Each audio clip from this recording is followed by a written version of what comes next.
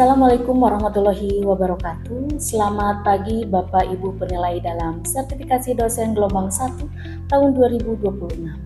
Perkenalkan, saya Dini Nurhayati sebagai salah satu dosen manajemen di Sekolah Tinggi Ilmu Ekonomi Yasa Anggana. Video ini dibuat untuk melengkapi persyaratan dalam pengajuan sertifikasi dosen gelombang 1 tahun 2026, yaitu pernyataan diri dosen dalam unjuk kerja Tridharma Perguruan Tinggi PDD UKT-PT. Dalam bidang pengajaran, pada kesempatan hari ini mata kuliah yang saya ambil sebagai contoh dalam video pembelajaran adalah mata kuliah inti dalam program studi manajemen, yaitu penganggaran perusahaan, terdiri dari 3 SKS, 2 SKS teori, dan 1 SKS case study yang diambil dari mata kuliah ini. Mata kuliah ini disampaikan melalui metode DAI, Delivery, Interaction, dan Assessment dalam proses pembelajaran di kelas dan pengerjaan latihan soal. Deskripsi mata kuliah ini membahas tentang definisi, peran, dan dimensi penganggaran perusahaan. Mata kuliah ini terdiri dari 16 kali pertemuan yang dibagi menjadi 14 kali tatap muka dan 2 kali ujian, yaitu UTS dan UAS. Mata kuliah ini terdiri dari 3 pokok bahasan dan 8 sub pokok bahasan yang mempelajari tentang definisi penganggaran perusahaan, metode ramalan penjualan, anggaran penjualan dan anggaran produksi, anggaran bahan baku langsung, anggaran biaya tenaga kerja dan biaya overhead, anggaran piutang, anggaran laba rugi, dan anggaran neraca, serta siklus perencanaan penganggaran. Adapun proses perkuliahan ini dilakukan melalui tatap muka di kelas dan pengerjaan latihan soal. Pada mata kuliah ini disesuaikan dengan perkembangan zaman dan kebutuhan industri saat ini. CPL dari program manajemen, yaitu keterampilan umum, mampu menyelesaikan masalah-masalah yang berkaitan dengan penganggaran perusahaan, sedangkan untuk keterampilan khususnya mampu melakukan praktik penyusunan anggaran. Untuk CPMK-nya, 1. Mampu memahami definisi, peran, dan dimensi penganggaran pada ruang lingkup perusahaan, mampu mengidentifikasi metode dan teknik penyusunan anggaran dalam ruang lingkup perusahaan. 3. Mampu menganalisis dan menyusun siklus perencanaan dan penganggaran keuangan perusahaan. Dalam mata kuliah ini kami memiliki pokok bahasan yang menarik, tidak hanya memperhatikan teori yang sudah ada sejak lama, saya juga memadukan dengan perkembangan zaman dan keinginan industri saat ini. Pokok pembahasan dalam penganggaran perusahaan ini adalah 1. Definisi penganggaran perusahaan, metode ramalan penjualan, penganggaran penjualan dan anggaran produksi, anggaran bahan baku langsung, anggaran tenaga kerja dan biaya overhead, anggaran piutang, anggaran laba rugi dan anggaran neraca, serta siklus perencanaan penganggaran. Lalu referensi yang saya gunakan dalam mata kuliah penganggaran perusahaan ini yang terdiri dari 1. Munandar dengan judul buku budgeting, perencanaan kerja, pengorganisasian kerja, pengawasan kerja, penerbit dari BVFE Yogyakarta. Yang kedua adalah JKK dengan judul budgeting, penerbit Erlangga. Yang ketiga adalah Wills DKK dengan judul budgeting, penyusunan anggaran perusahaan, perencanaan dan pengendalian laba, penerbit Bumi Aksara. Yang keempat, Darsono dan Ari Purwanti dengan judul penganggaran perusahaan, penerbit Mitra Wacana Media. Yang kelima, Pendi dan Sri Rahayu dengan judul penyusunan anggaran perusahaan, penerbit Graha Ilmu. Dan keenam, Herawati DKK dengan judul anggaran perusahaan, penerbit Pena Persada dan Mahenoko Digital Design. Ada juga referensi pendukung dari mata kuliah ini cukup banyak, yaitu jurnal artikel ilmiah baik dalam negeri maupun luar negeri. Dari mata kuliah ini, aspek penilaian yang paling tinggi ada pada UAS dengan bobot 40%, UTS 30%, tugas terstruktur 20%, absensi kehadiran 10%. Tugas-tugas yang harus diselesaikan oleh mahasiswa yaitu mahasiswa dituntut untuk membaca referensi lain dan membuat rangkuman terkait capaian pembelajaran, dan mahasiswa mampu menganalisis dan menyusun siklus perencanaan dan penganggaran keuangan perusahaan. Yang kedua, mahasiswa mengerjakan latihan soal. Yang ketiga, mahasiswa mempresentasikan hasil diskusi.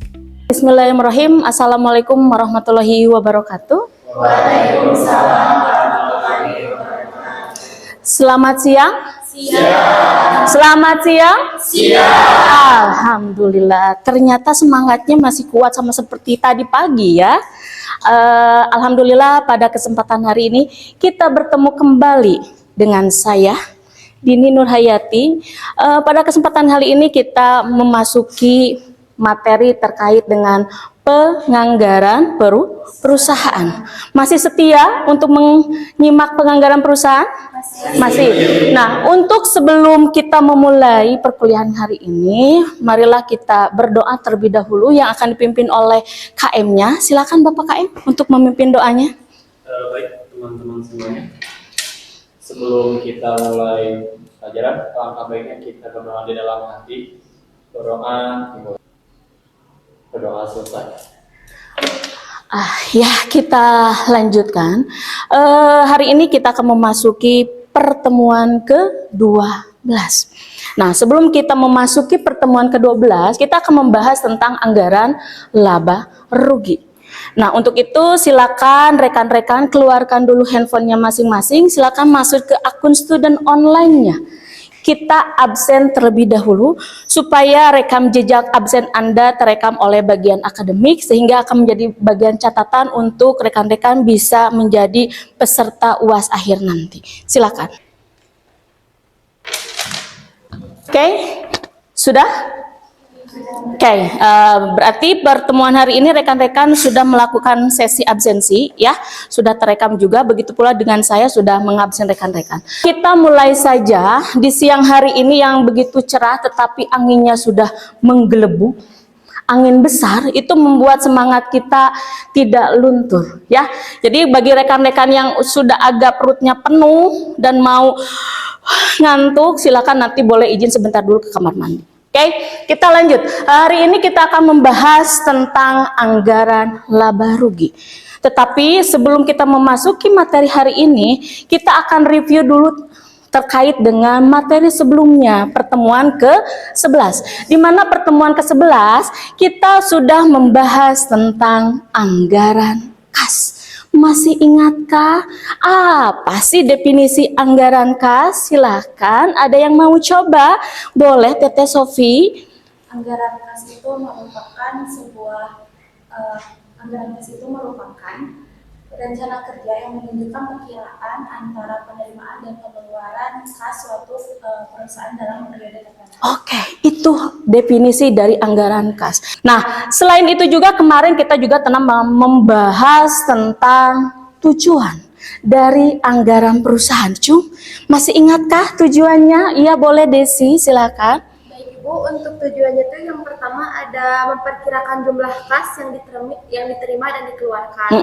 Lalu yang kedua menjaga ketersediaan kas agar operasional perusahaan berjalan lancar. Lalu yang ketiga menghindari kekurangan maupun kelebihan kas. Yang keempat menjadi dasar dalam keuangan. Lalu yang terakhir membantu perencanaan investasi atau pembiayaan. Nah, itu tujuan dari pembuatan anggaran kas. Nah, selain adanya tadi tujuan, manfaat ya, manfaat yang dirasakan ketika perusahaan menggunakan anggaran kas. Kira-kira apa sih manfaatnya? Ada yang mau coba? Manfaatnya apa?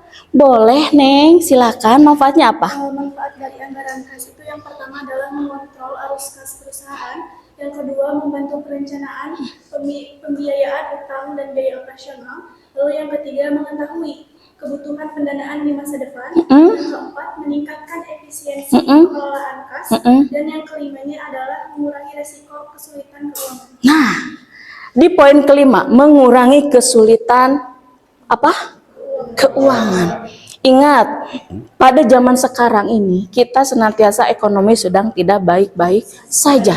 Kenapa tidak baik-baik saja? Ingat bahwa Indonesia itu merupakan negara yang sedang berkembang. Jadi kalau terjadinya sesuatu hal, entahkah itu di luar sana, ini akan berdampak kepada negara Indonesia. Kagedor sekedih, itu akan mempengaruhi kita. Makanya itu memiliki resiko yang luar biasa.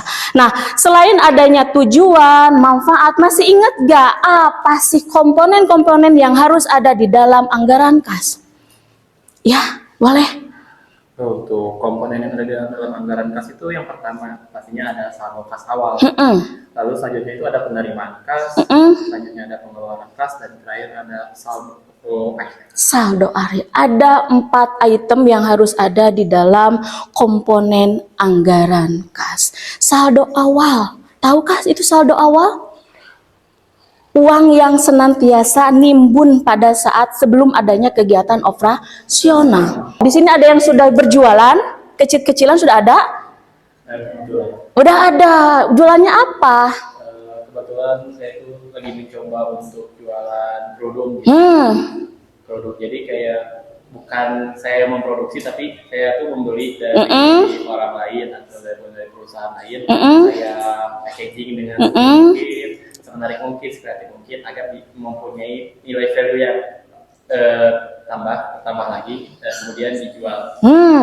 Nah, penerimaan kas itu salah satunya dikarenakan adanya pendapatan secara tunai. Ketika kita menjual barang kepada seseorang, fungsi pertukaran dalam ilmu ekonomi mikro sudah belajar kan ya waktu semester bawah. Nah, ketika pertukaran saya dari rekan-rekan yang posisinya berupa uang, saya mempunyai barang, itu ditukar. Peralihan aset yang tadinya uang berubah menjadi barang. Itu salah satu dari penerimaan kas. Jadi adanya penerimaan pembelian secara tunai. Yang ketiga tadi komponen adalah pengeluaran kas. Nah, ingat di dalam suatu perusahaan itu bukan satu orang. Ingat yang namanya perusahaan, kita playback ke belakang bahwa adanya definisi terkait dengan organisasi. Yang namanya organisasi itu terdiri dari beberapa orang, terdiri kumpulan orang-orang, adanya kegiatan plus tujuan bersama. Itu disebut sebagai organisasi. Oke, nah hari ini kita akan membahas tentang anggaran laba rugi. Saya mungkin akan mengingatkan terlebih dahulu terkait dengan pencapaian mata kuliah ya. Bahwa di dalam pencapaian mata kuliah khususnya untuk anggaran laba rugi ini salah satunya adalah mahasiswa mampu memahami terkait dengan anggaran laba rugi.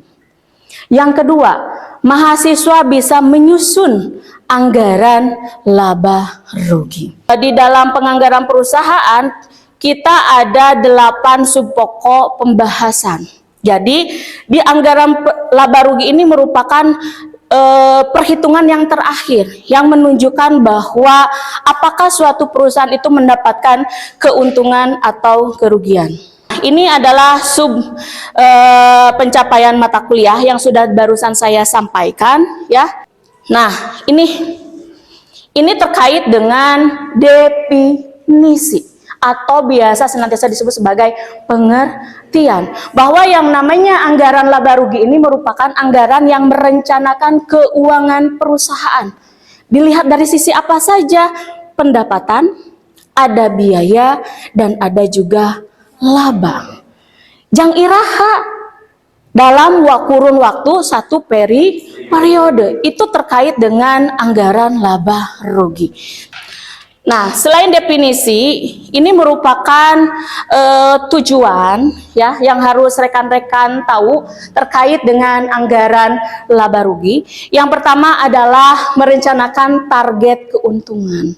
Nah, kita kalau mau berusaha ya, mau menjual produk atau mau memproduksi entahkah itu barang atau jasa, itu harus ada target terlebih dahulu.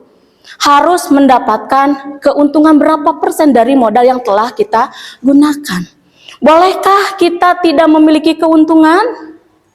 Boleh enggak? Tidak boleh. Karena apa? Tadi ingat, ada biaya-biaya yang harus dikeluarkan. Jadi yang namanya tenaga kerja itu harus dibayar, yang namanya bahan baku juga harus dibeli, pemeliharaan gedung juga harus senantiasa dipelihara. Jadi artinya perusahaan itu harus senantiasa memiliki keuntungan. Jadi targetannya saya dari modal sekian ratus juta, untungnya pengen berapa? Itu harus senantiasa dipikirkan. Ini ada 3 manfaat dari anggaran kas. Di mana ketika perusahaan menggunakan anggaran kas, ini dapat memberikan informasi untuk meminimalisir kerugian. Meminimalisir kerugian, karena kita tidak tahu kas kita itu lagi ada atau tidak. Tadi dikatakan bahwa yang namanya kas, uang itu senantiasa tidak boleh kekurangan. Nah, ini rangkaian atau sub pokok bahasan dari penganggaran perusahaan, ya. Dari mulai definisi hingga anggaran kas yang tadi, kita kan posisi di anggaran laba rugi. Nah, anggaran laba rugi ini sebagai alat untuk menilai kinerja perusahaan. Kita akan hitung-hitungan, ya. Mungkin nanti silakan rekan-rekan keluarkan alat hitungnya, karena hari ini kita akan menjelaskan terkait dengan bentuk laporan laba rugi, di mana bentuk laporan laba rugi ini ada 2 jenis, ya. Yang pertama adalah laporan laba rugi single step. Ini yang paling mudah. Single step ini format laporan laba rugi yang sistemnya hanya menjumlahkan pendapatan, ya, total penghasilan dikurangi dengan biaya-biaya tanpa diklasifikasikan. Semuanya dalam satu bagian yang sama. Beda dengan yang sebelahnya. Kalau sebelahnya ini adalah laporan laba rugi multi step. Kalau multi step ini sifatnya lebih kompleks, lebih liar. Kenapa? Karena di dalam perhitungannya ini sudah dibagi menjadi 2, ada kegiatan operasional dan ada juga kegiatan non operasional. Ini bentuk perhitungannya. Nah, ini contoh dari model single. Kalau model single ini tinggal mengurangi saja, ya. Dari pendapatan yang ada di perusahaan dijumlahkan, terus dikurangi dengan beban dan biaya. Nah, nanti keluar laba bersih setelah sebelum pajak, dikurangi pajak, barulah muncul laba atau rugi secara bersih. Ini paling simple. Nah, kalau multi step, ya, ini agak rumit. Kenapa? Ini sudah dibedakan antara kegiatan operasional non operasional. Ini lebih kompleks dibandingkan yang tadi, ya. Tetapi rekan-rekan itu minimal harus paham terkait dengan model yang pertama, yaitu laporan laba rugi yang single step. Itu boleh dipakai dalam kehidupan pribadi Anda untuk mengukur apakah Anda itu bisa mengelola uang secara baik atau tidak. Ini boleh dipraktekkan, ya. Ini contohnya yang multi step. Nah, sekarang kita masuk ke contoh soal yang mudah saja. Kita akan menggunakan model yang pertama. Di sana sudah ada data anggaran dari mulai penjualan, beban pemasaran, pendapatan bunga, ada pajak, ada HPP, ada beban administrasi dan beban bunga. Nah, di sana rekan-rekan dituntut untuk menghitung berapa laba bersih. Silakan keluarkan alat hitungnya. Biasakan kalau mau menjawab soal matematik, ya, ditulis kembali data yang diketahui, data-data yang memiliki angka, lalu gunakan rumus. Nah, kalau yang ini kita harus langsung perhitungannya. Anggap saja di sini ada beberapa logo, kita tulis saja.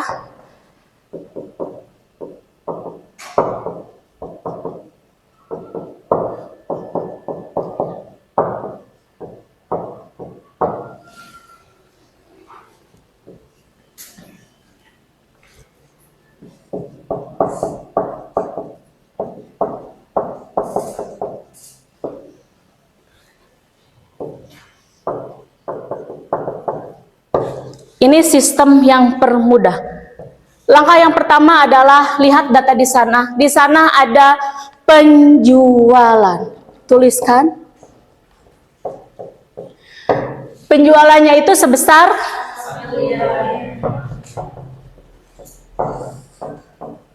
Nah, setelah penjualan ditulis, di sana kan diacak ya.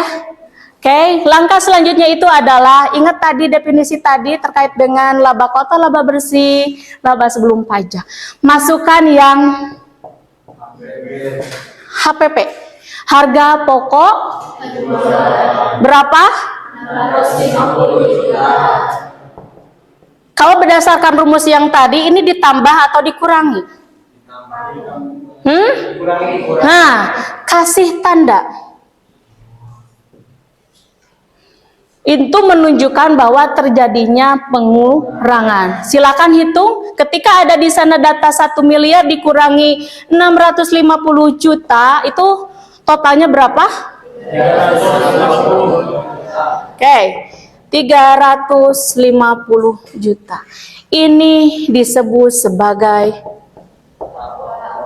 laba kotor. Nah, tidak ketahuan nih, laba kotornya itu adalah 350 juta. Selanjutnya kita akan kurangi terkait dengan yang namanya ada beban pemasaran. Beban pemasarannya berapa? 70 juta. Lalu dikurangi dengan beban administrasi. Berapa? 80 juta. Coba hitung. Selisihnya berapa? 200 juta. Berapa? 200 juta. Ini disebut sebagai operasi. Oke. Tuh, laba operasinya udah ketahuan sebesar 200 juta. Selanjutnya masih ada data yang belum kita pakai, ya. Di sana ada pendapatan bunga. Berapa? 5 juta. Pendapatan bunganya 5 juta. Dikurangi atau ditambah? Pendapatan ditambah. Selanjutnya ada beban bunga berapa? Dikurangi ditambah 15 juta. Coba hitung. Berapa? 190 juta. Ini disebut sebagai laba sebelum pajak.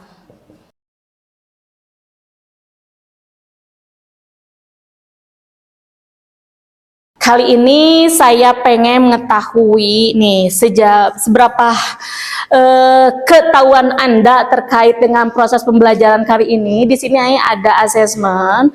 Silakan rekan-rekan buka catatannya, kerjakan latihan soal ini. Ya, yang nanti mungkin ketika rekan-rekan sudah selesai mengerjakan, silakan buka aplikasinya, masukkan ke dalam GCR akunnya masing-masing. Nanti saya akan periksa secara detail terkait dengan tugas ini. Silakan keluarkan alat hitung Anda.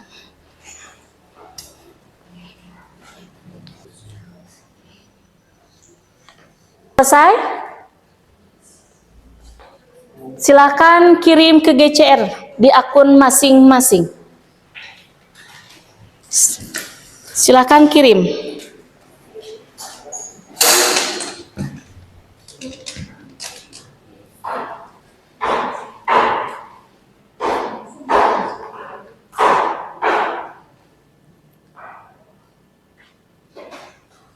Oke, tinggal 3 orang lagi yang belum mengirimkan, silakan Ibu tunggu. Dah. Oke. Nah, dari hasil latihan soal yang sudah rekan-rekan kerjakan, dari materi terkait dengan anggaran laba rugi, kita simpulkan, penting nggak suatu perusahaan mempelajari anggaran laba rugi? Perlu nggak? Penting. Apa alasannya? Karena kan di sana perusahaan memberikan informasi kepada manajemen terkait laba bersih suatu perusahaan dan periode tertentu. Nah, betul sekali. Sangat penting sekali perusahaan untuk mempelajari terkait dengan laba rugi, anggaran laba rugi. Karena yang namanya informasi ini senantiasa diperlukan oleh berbagai unsur yang ada di dalam suatu perusahaan. Entahkah itu untuk manajemen, untuk strategi yang akan dilakukan pada masa yang akan datang. Entahkah untuk investor, biar apa? Menarik minat, supaya investor senantiasa mau menanamkan modalnya kepada siapa? Kepada perusahaan.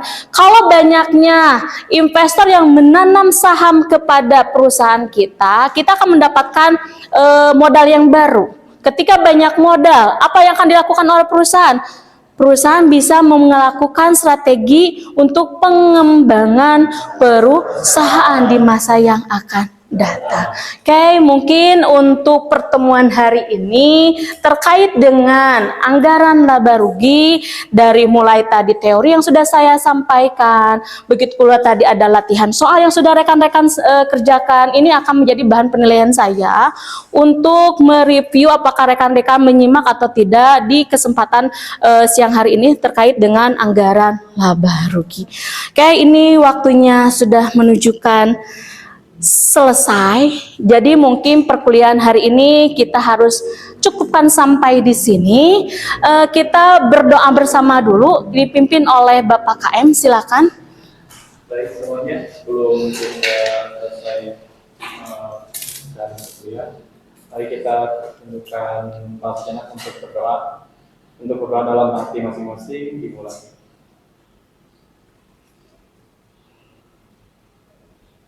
Selesai.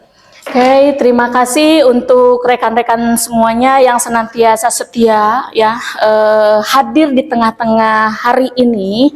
Mudah-mudahan apa yang saya sampaikan hari ini bermanfaat untuk Anda semuanya. Begitu pula bisa Anda aplikasikan kepada kegiatan kehidupan Anda pribadi. Ada yang sudah usaha boleh mengaplikasikannya supaya ketahuan apakah usaha rekan-rekan itu untung atau tidak. Kalaupun belum adanya untung, bagaimana strategi yang harus rekan-rekan gunakan. Ya, terima kasih untuk hari ini. Insya Allah kita bertemu kembali di hari dan jam yang sama minggu depan dengan pertemuan ke-13. Masih ada pertemuan yang harus kita bahas. Mohon maaf atas apabila ada hal-hal yang tidak berkenan di hati Anda ataupun misalkan ada kata-kata, insya Allah kita di sini dalam rangka berikhtiar mencari ilmu. Mudah-mudahan ilmunya senantiasa bermanfaat. Akhir kata, wassalamualaikum warahmatullahi wabarakatuh. Sekian video pembelajaran dalam mata kuliah penganggaran perusahaan pada program studi manajemen Sekolah Tinggi Ilmu Ekonomi IASA Anggana. Semoga bisa menjadi bahan pertimbangan dalam proses pengajuan sertifikasi dosen gelombang 1 tahun 2026. Terima kasih. Wassalamualaikum warahmatullahi wabarakatuh.